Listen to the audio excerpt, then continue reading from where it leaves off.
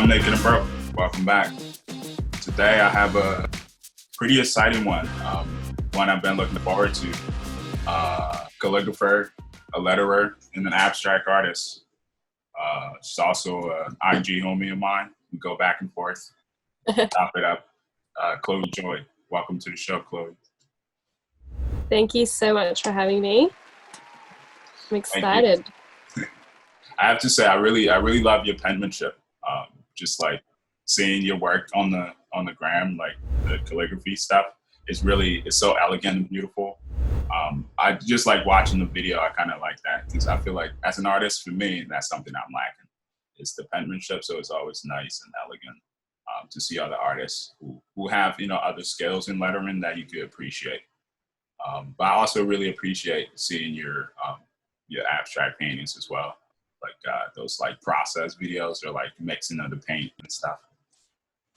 Thank you. Yeah, they're super relaxing. Like, I mean, I do it mostly for me, those ones, but then everyone else enjoy it too. I'm like, I just need to chill. Yeah, that's I feel the same way because most of what I do is mostly for my own enjoyment, and then when I share it, people gravitate towards it. So that was how I started to build momentum on things that I posted. Was mainly it started with stuff that I would, stuff that I like. Yeah, 100%. I feel like people can tell when you're starting to, like, I don't know, copy someone else's, or you're not being true to your style. I mean, it's totally fine, I think, and so normal to like try other styles and experiment, but I think when you're not being yourself, then I think people can tell. Yeah. I think when whatever it is you're doing, if it's not coming from a genuine place, it's really hard for people to kind of gravitate towards it in the long run. In the moment, Yeah. you might get some action, it might create some friction, but in terms of longevity and how people would take it in and even just want to share it with friends or family or coworkers, it has to come from a genuine place. But speaking of that, and lettering and painting, abstract painting, I guess. Which one came first? So I'd say actually lettering. It started a couple of years ago when I think, like when Etsy was becoming all the rage. And I wanted to buy like a lettered quote or something, but I think it was like from America, coming from where you guys are. And I think shipping was like, I don't know, triple the price of the actual product back at, I think it was 6 years ago, 6 or 7. And so I just grabbed a like paint by number brush, those ones that comes with those kid books. And then, just started lettering. And I was like, it's so funny because my mum still has like my first few lettering art pieces up on the wall. I'm like, oh my goodness, Mum, take it down. She's like, no, it's about the process. Like, remember where you're from. I'm like, oh my gosh. But it is good. It's so good to see like your progress, because I think, you can beat yourself up and think, I haven't, done anything. But then you look back, you're like, oh, okay. Yeah, definitely. It's important to always kind of reflect on a lot of where you've kind of came from, but also because I feel like for me, a good portion of how I was building was about thinking about where I'm going, and until I would say maybe 2020 was that moment that kind of we all had to really look back at the last 5 years and see all the plans and dreams and aspirations and things that was written down. Some of them wasn't, that came along just on the journey, and reflecting on those was super inspirational, because you kind of realize in a sense you became this kind of superhero for yourself, and went out to build these things. So it's important to reflect on that. I think 2020 really showed people what we're made of, and like these things, you know, they either break you or they break you open, you know, like Right. it can go either way, and you've got to choose whether this will be like, you know, like a seed or whatever needs to be broken open to actually become something bigger than itself. And yeah, I think it's like you've either got to embrace challenges, or you'll just keep running from them and keep running from yourself, really. Yes. It's kind of like I don't know if you heard the definition for fear. Um, Face everything and rise. Everything. Face everything and run. Yeah. Um, My dad loves that one. My dad like is an avid quoter of that one. Because it's a good one, you know. It's a little It's so cliche, but good. it's very good. And especially if you understand it, and I feel like a lot of that understanding that quote comes with understanding the process of what you're doing. So once you tap into what you're doing and who you are, and especially the journey, as we were talking about, with you know what goals and things you've written down and where you're trying to take it, it makes so much sense because you realize fear is nothing more than, you know, like an emotion, you know, sad, happiness. And it only becomes a bigger thing once you tap in on that emotion and decide to expand on it. So once you realize that, you kind of understand, well, I was feeling, you know, maybe I wasn't feeling inspired this morning, or I was feeling motivated 2 hours ago, but now I'm feeling, you know, anxiety and fear. But it is a mindset. So once you understand that, you could tap in to say, oh, I could, you know, what activities and things that bring me, you know, joy or you know, happiness that I could in this That's moment, so true. you know, put into play that could get me out of this emotional state. But yeah, fear is something that, you know, I kind of push forward on mine just personally because there's a lot of things I want to do, but this, you know, fear, like everyone else, was always, you know, at the core of it. So for me, that was something I had to like attack head on. Just, you know, it's like the head of the snake or the body of the snake kind of thing. So for me, I had to go for that, you know, the head of the snake and attack it head on. And over the years, I built a lot of like competence in what I do, and just through like, you know, repetition of you know, certain things. Yeah, and it's so important to use repetition even in our mental battles, you know, like, because I think we often think, oh, like I've conquered that, you know, that fear, but like, you know, thoughts of, especially to do with imposter syndrome, I'm sure you understand, you know, that fear as well, like of, you know, when are people going to find out that I'm just, you know, I'm just winging it and I'm just faking it? Like, is it going to be the next time? And like, honestly, it would have me like literally like I'd curl back up into bed some days and be like halfway doing my work and be like, I literally, like, why am I even doing this, you know? Like, and yeah, I think in life everything is either driven by fear or by love, and you've got to just choose. Yeah. You know, like, let perfect love cast out fear. That's like my favorite thing to write. But it's honestly, it's perfect love casts out fear. And I know I'm listening to the voice of fear when, you know, I'm anxious and when I'm believing those lies. And it's like, no, like when there's perfect love, there's deep peace and trust. And it's like, I'm not what I create, you know, like like I don't have to trust in my next outcome. Like I trust in perfect love. And yeah. Awesome. Yeah, I feel like that's kind of relatable as well, especially with imposter syndrome or procrastination and things like that. But what you said about, you know, days that you feel like, you know, you're not yourself and kind of stuck in bed, what practices do you put into play, or maybe meditation or something, music, play that help you kind of get out of that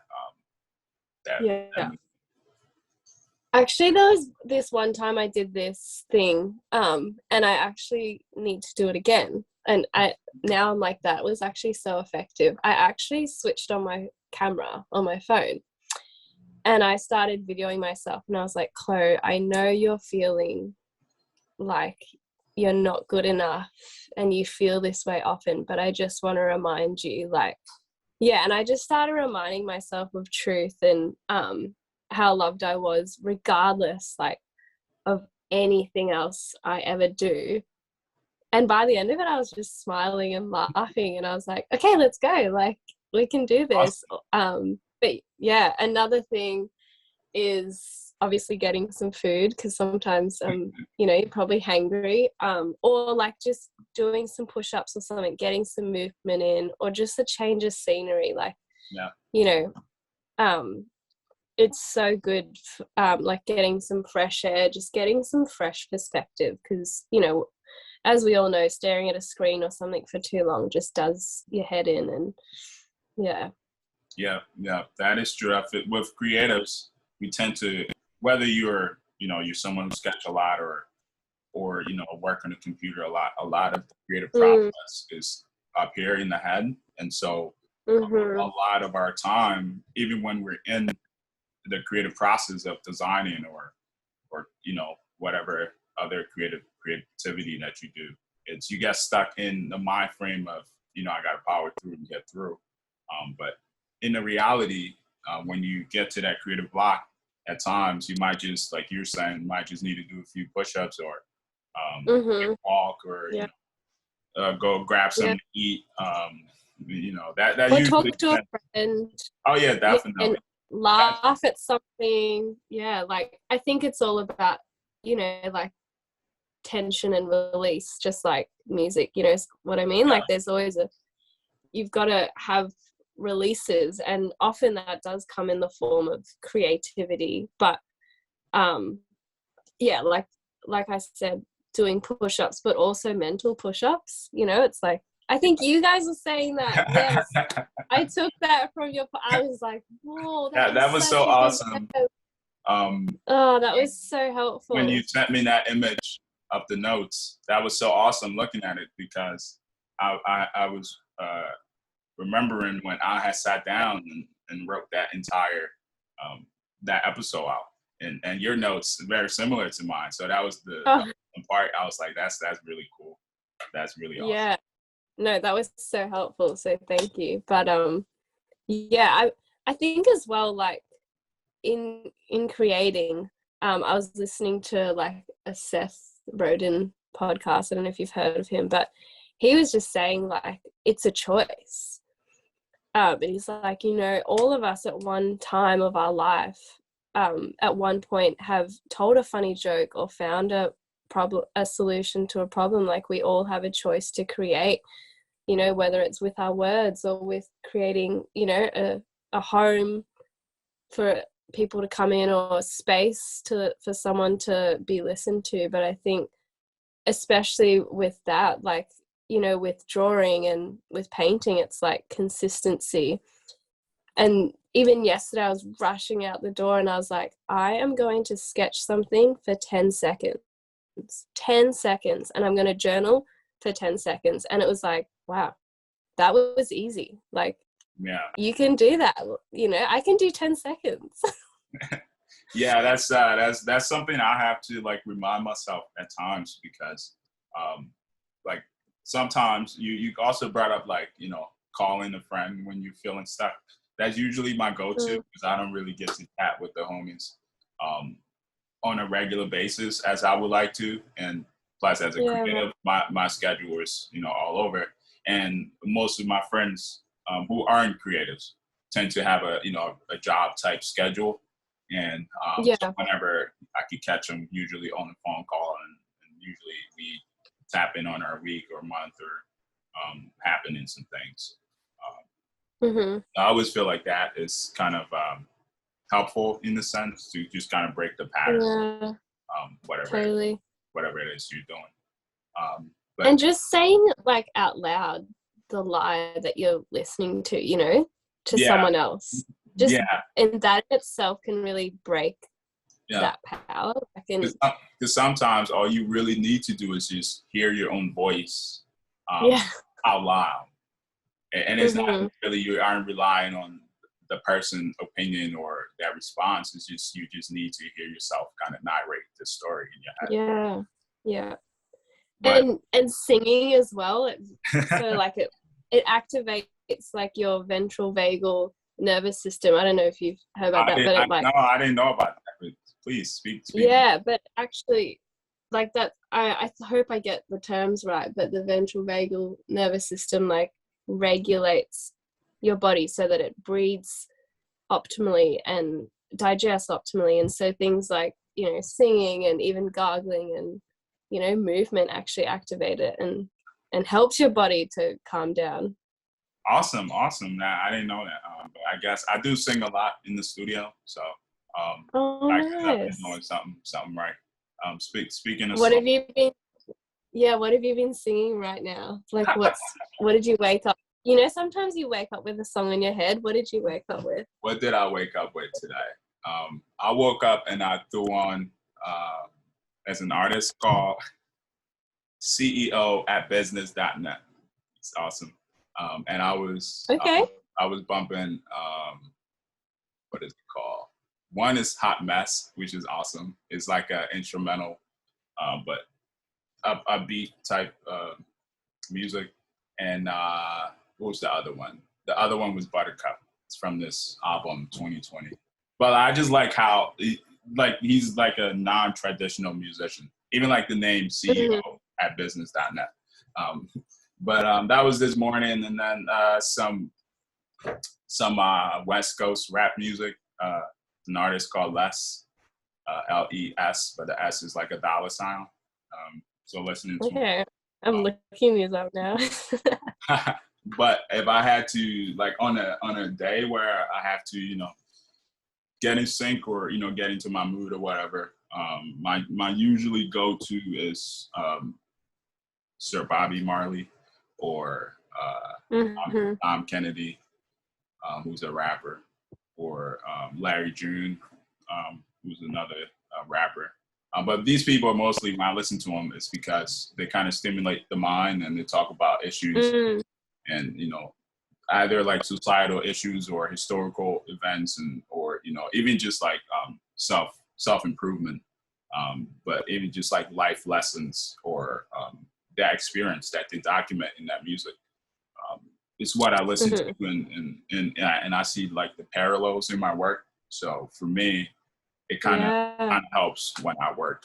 But outside of that, there's some other things that you know, everyone else listens to. But when it comes to the work setting, I try to curate the environment, even the space, the time of day, and all of that. Even down to the food I'm eating. Yeah, wow. Do you have an outfit as well that you like? You put on? I don't have a work outfit, but I do dress up on, you know, on days, you know, because I treat it like a job. It is a job. The only time I don't actually look good is when I'm actually on the actual job on site, because, you know, I'm painting and I look like a painter. In your jumpsuit. Yeah. Hey, that's legit. I look at someone in a jumpsuit painting and I'm like, yeah. Right? It's like a construction worker. So official. But speaking of songs, what were your go-to artists or musicians? Oh, okay. So I'm going through now.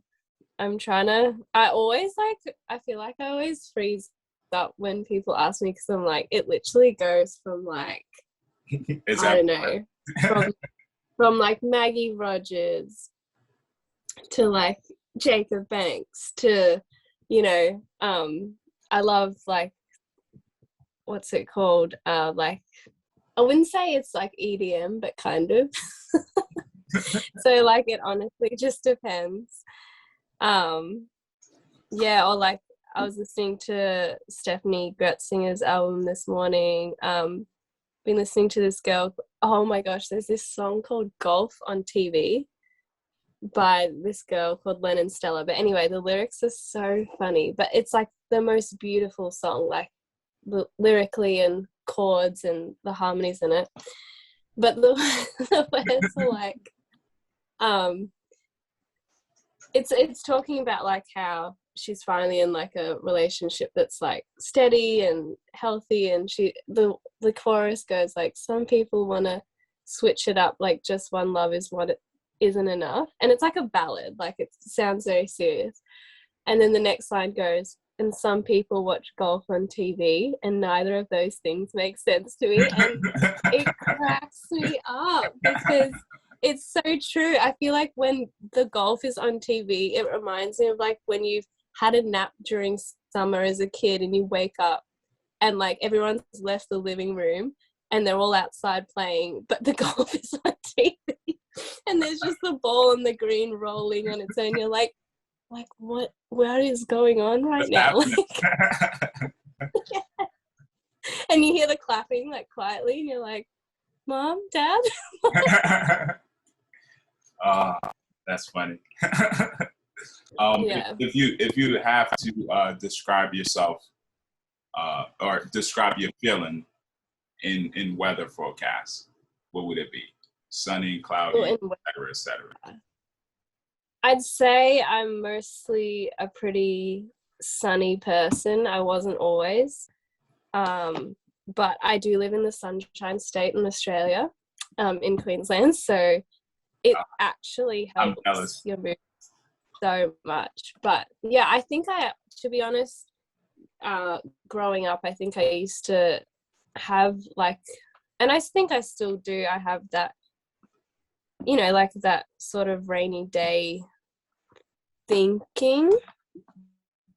But I think it's so good to be in touch with I wouldn't say like the darkness, but with pain, like having a healthy relationship with pain, because I think, you know, we can run from pain for so long thinking it's bad, but it's actually just there to tell us something. And, you know, once we listen, it's only going to visit for a little while. It's not, like you said, like it's temporal.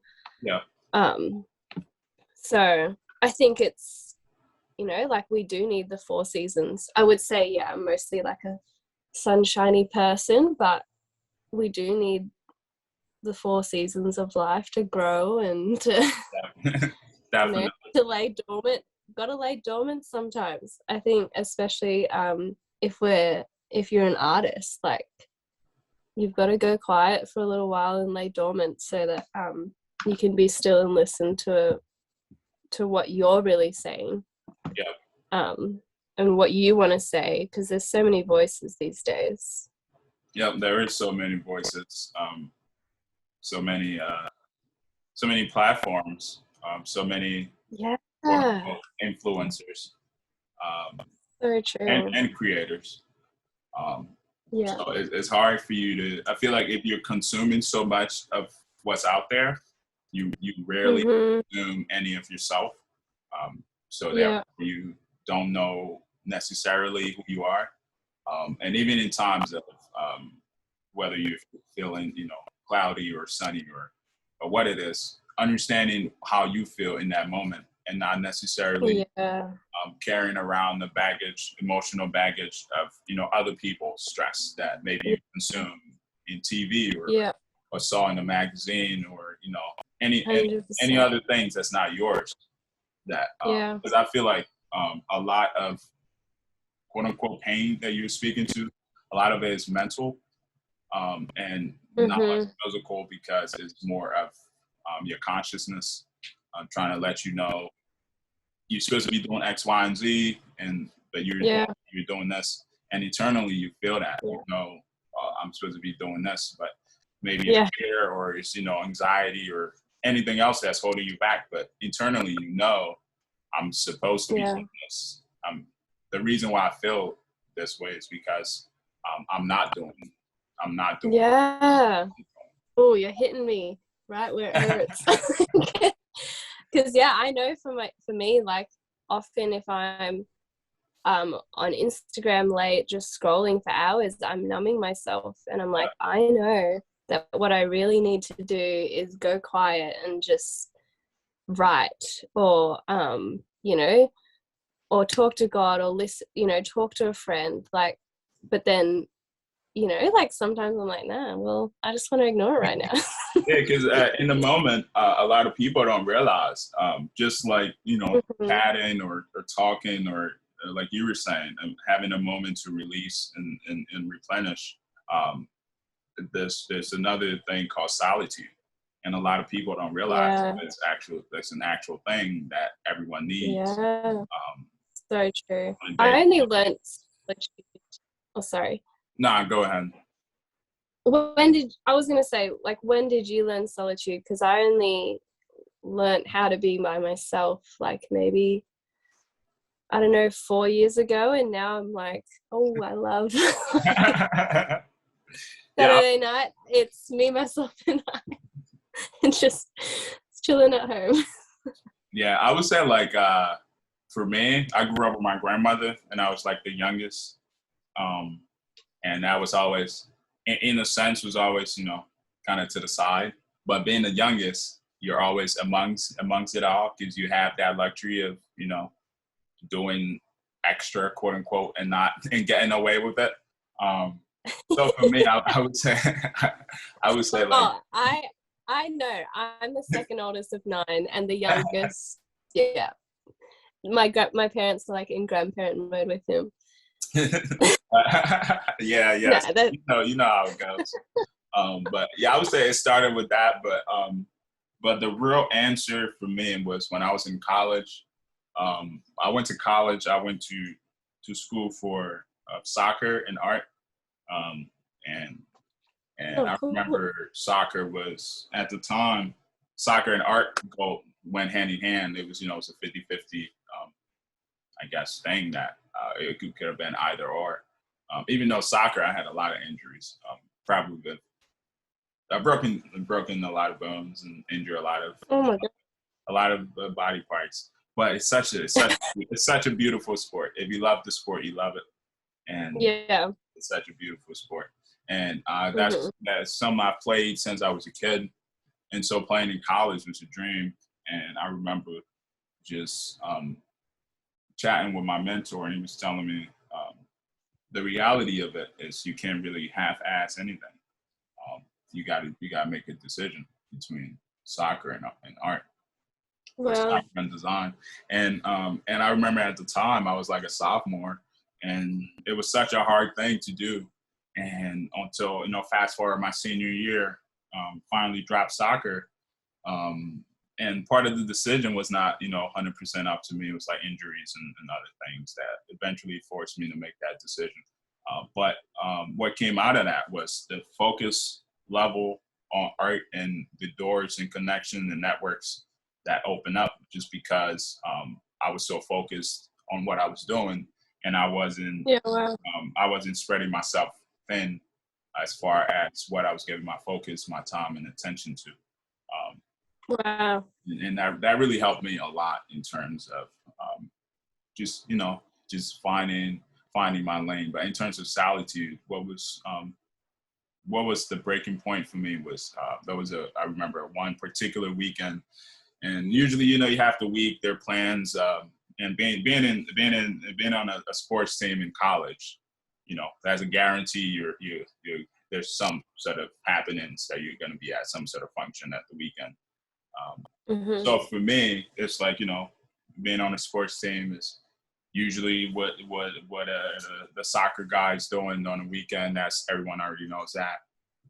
Um, if the soccer team isn't doing anything, what are the soccer girls doing on that weekend, or the other sports, lacrosse, basketball, whatever. So all of the sports you got to go through, get you played for the weekend. So for me, that was the hardest thing because all my friends were. I had design friends, but I didn't necessarily hang out with them on the weekends as much. Um, Yeah. so for me, that was the hardest thing was really working on design, knowing that now that this might be what I'm doing post college, or Mhm. and quote unquote looking at them as temporary pleasures. And so like for me, I remember one particular weekend where I committed to just staying in for the entire weekend and just working. And I remember it sucked, just like 72 hours by yourself. And that weekend was intentional because it was like I think it's like a 4 weekend or something. It's like a full week, 4 days weekend. And I was like, okay, I'm not going to go back to Philly. I'm going to just stay here and, just kind of see what happens. And the first day was nice because there was still some people on campus and I could talk to them. But after like day 2, it was not as fun. But I remember just at night I would be working out and like my phone is right there and I could just text a friend or call someone and get an Uber and go over. And it was so tempting to want to do that. But I stuck it out, and I remember what I got out of that was just like, and obviously with time, but what I got out of that was just like the ability to tap into, the ability to understand where I'm at in the moment, the ability to check in with my emotions, because those are always valid, and say, okay, this is where we at, this is where we need to be, and this is the amount of work that needs to take place in the moment, regardless of how we feel emotionally. So that practice helped me in terms of when it comes down to getting done what needs to get done. That was kind of a long answer, but I hope it kind of helps, because all of that that come together. I think you're not alone in that, because it's you're not alone in feeling alone. That's what I'm trying to say, because absolutely.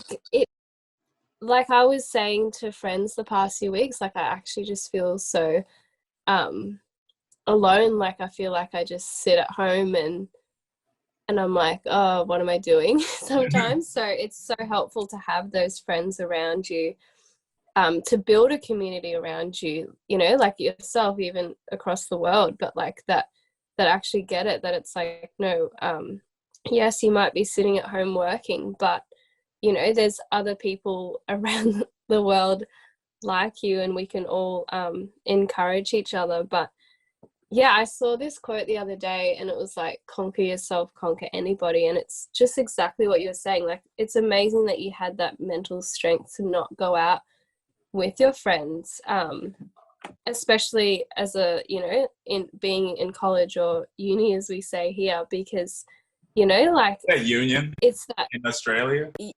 Yeah, university. That sounds so proper. University. Yeah, but it's like, it really is that instant gratification versus the future benefits of what you're sowing into, and you really do have to have like that focus. And I think even just knowing the season you're in, like, is it a time to like go and hang out with your friends and have fun and play around, or is it actually time to like to dig deep? And I feel like the last 3 months, so we're in spring now, you guys are in autumn.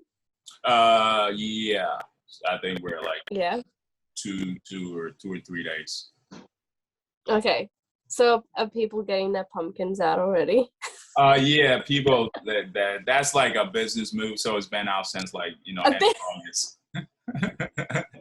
They've been selling. August already. My friend from school, shout out to Courtney, she used to say, "What's funkin' pumpkin?" I don't know why, it was always so funny. But anyway, so winter, like I wrote down like, okay, this is a season for me of like an arrow being pulled back, and so it's really a time of like focus and growing the business, because for me, like growing my art stream, because I work 2 other jobs, and art has sort of just been the like, whatever happens on the side business thing, I work on it, but it hasn't been the main thing. And I just really felt that click over, that shift to really focus. And so I describe it as like that arrow being pulled back. And I looked up like I got that image in my head when I was thinking about this season, and then I looked up, an arrow being pulled back, and they're called like the fledgings that make the arrow fly. And it says like, if even one is crooked, it won't hit its target at Really? all. And if one's missing, like it won't fly. Wow. And so it is so essential to straighten out the crooked things, especially, your crooked thinking, as we were saying, Exactly. which is mostly like it's ourselves getting in our own way. Yeah, absolutely. And to your point, and deal with it. Yeah, definitely. And to your point about, creatives kind of spending a lot of alone time, I was thinking about that the other day, and I think part of that it has to do with our minds are childlike, and and children, if you hang out with them, they'll ask you like a million questions in a minute, and so I feel like as creatives, it's kind of the same way, whether we're working or whatever we're doing. So all these questions, and some of them we do answer them in our work, and some of them, through our process and things get answered, but majority of them tend to go unanswered. And so it's important to connect with other artists, friends, or creative people who you could just kind of, go back and forth with, just whether it's, picking their brains or just having a conversation on a particular subject. But how important you think it is to have these heart-to-heart chat with friends and family, whether business or personal?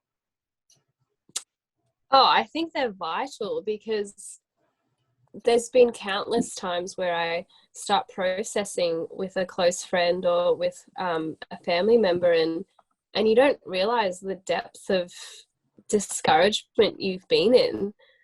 Right.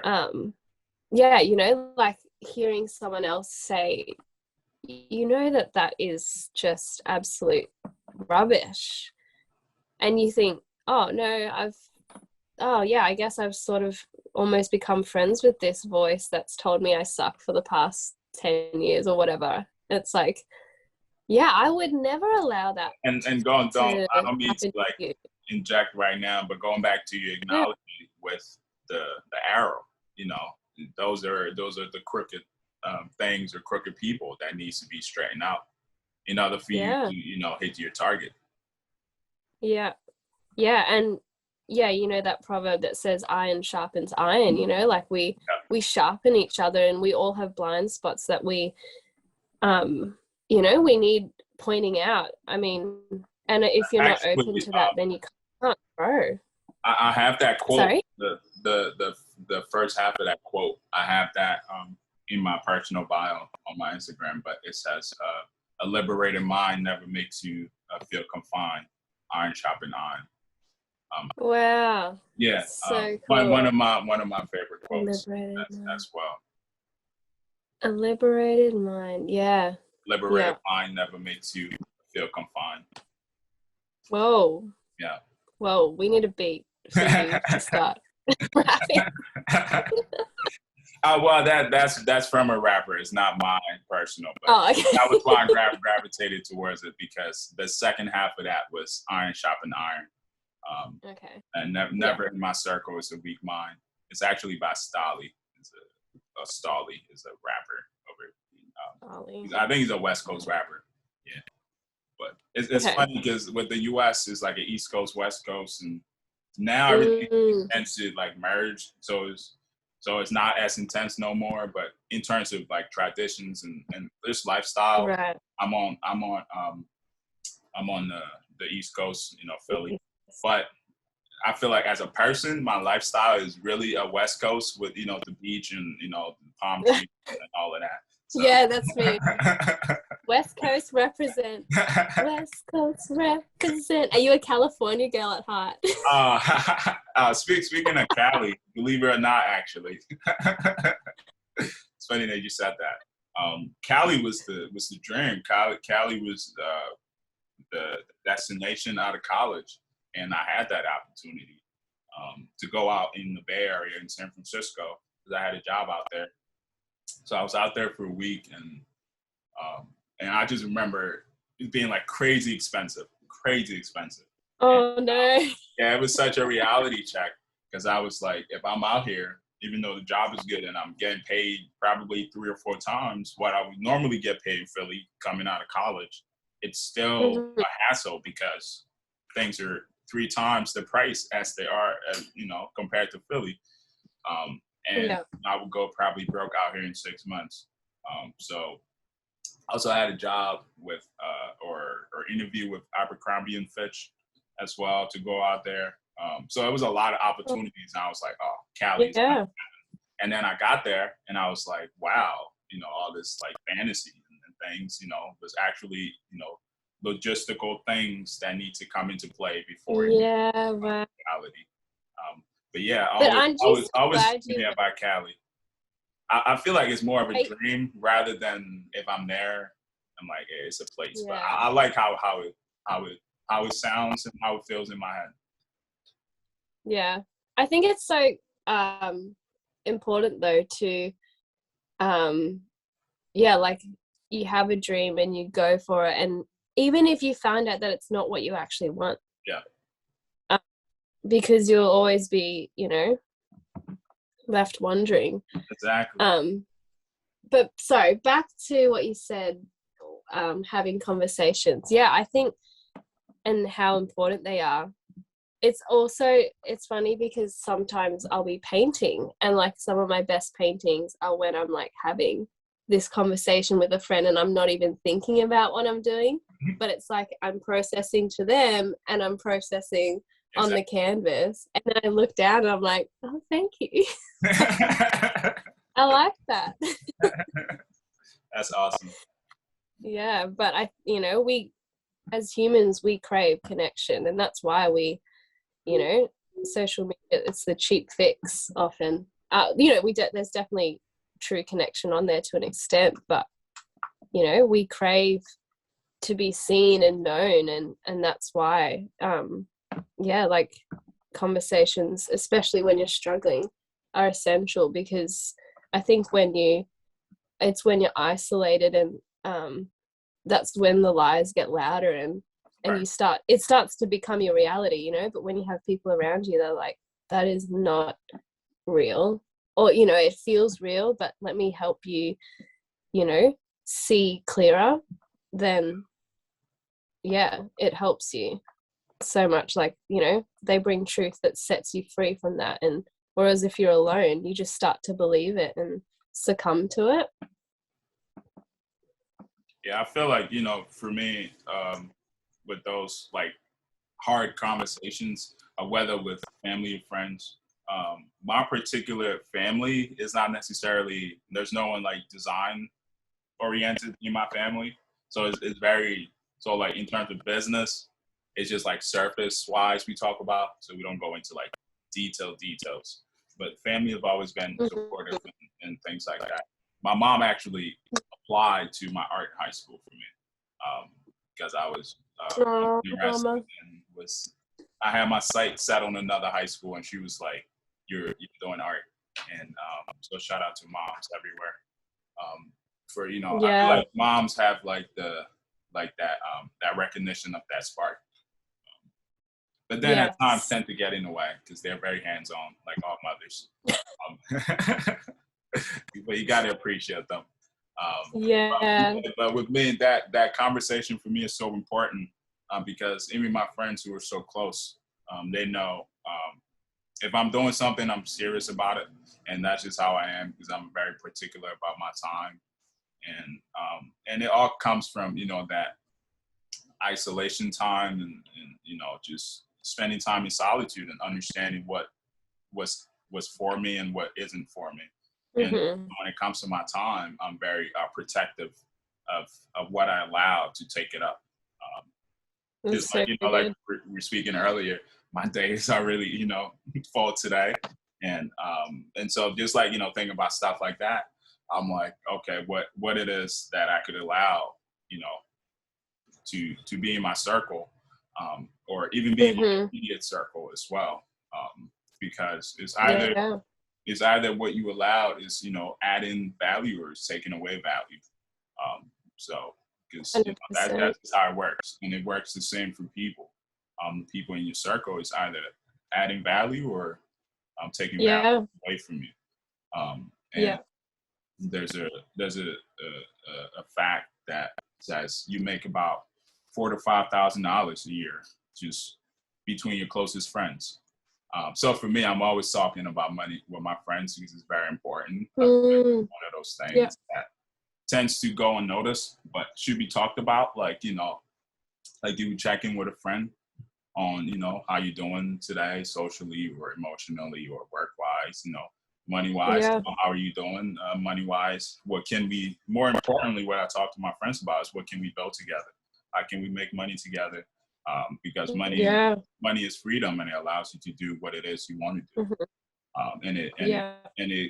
And to an extent, it gives you, or it allows you the opportunity to experience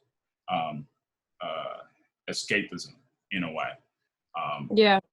So for me, with my friends and chatting with them, whether it's art or personal, it's always we try to get to the main stuff, but then the real, life stuff that all adults have to deal with. We talk about that as well. But for me personally, I always try to just, enlighten my friends, because it's not, when I speak about money, it's more from a design perspective. And when my friends, speak about money, whatever industry they're in, it usually we enlighten one another to an extent. So I always love to, the money part is not necessarily, some people might not look at it as a heart-to-heart conversation, but for me, I think it's an honest conversation, because it's a conversation that just as society, I don't know how things are in Australia, but in America, we're taught not to talk about money at all, whether or job or all of that. And so it makes it hard for you to want to, open up, talk to people about things in the long run. It can definitely be a taboo subject, but I like to try and be as open as I can, because I've seen people be all closed up about it. I'm like, this could be like, I wasn't trying to be nosy. I just, exactly. Knowing your worth as well. I guess in money wise, but also, I guess, because and this is opening up a huge can of worms, but it is like in the school, like the school system they don't talk about money. At least they do to an extent, and if you're an awesome teacher, they might tell you about budgeting and things like that, but they don't teach you about, it's a very like what's that word when you have to, a compliance, it teaches you compliance, not about how to create wealth. Essentially it's but that's kind of my issue as well, but with situations like that, whether in an institution or wherever I'm at, for me, my go-to is always to connect with the people, and usually those relationships are genuine and pure, and tend to enlighten one another and share value that necessarily the other might not have. What's your favorite color in typeface? Oh, that was a sun switch. I would say my favorite color is is ocean blue. I know that's very vague. But and my favorite typeface. Oh, honestly, I wouldn't say I have a favorite typeface, because I don't tend to actually use a lot of fonts. But I'd say actually the one I use on the Procreate app the most is I don't know how to say it. DIDOT. Dot. I don't know. I think it's D-Dot. It's I know. I know what you're talking about. I know the font. it's just cool. Easy. But I do like looking at your picture. I love how you wrote dollar, because it's like the one on the left. Right. This one. Yeah. It almost looks I'm trying to think what era, it's it's not quite 70s, but it's just a bit nostalgic.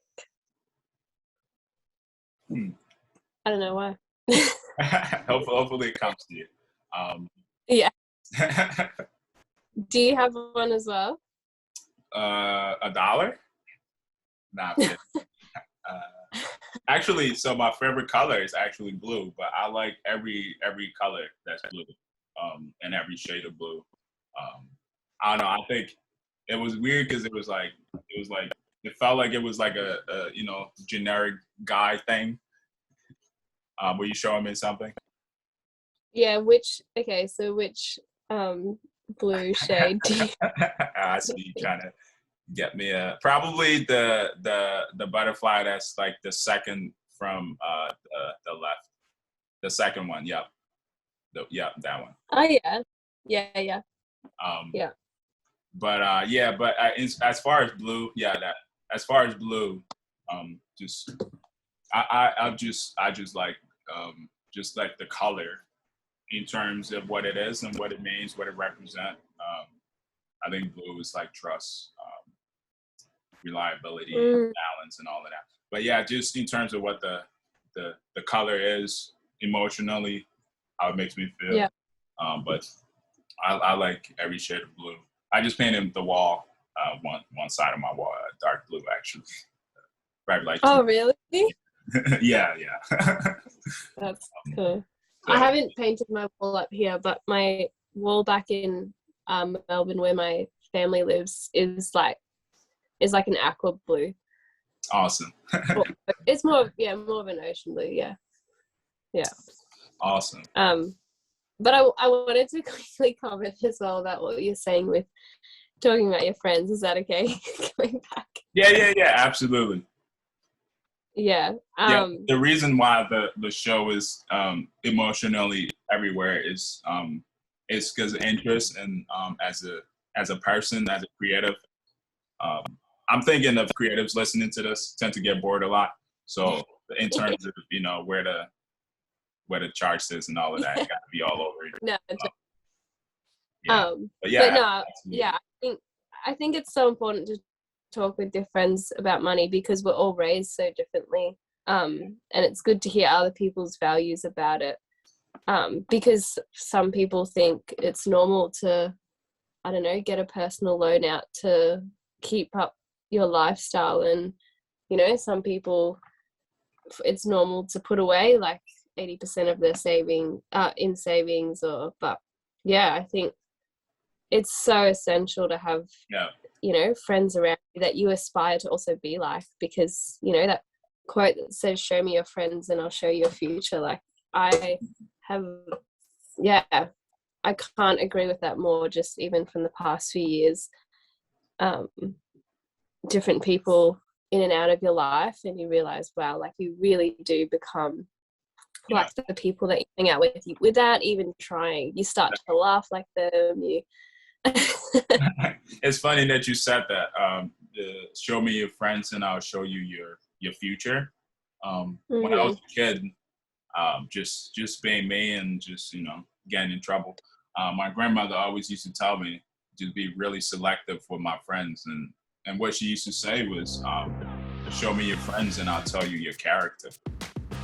And that wow, was really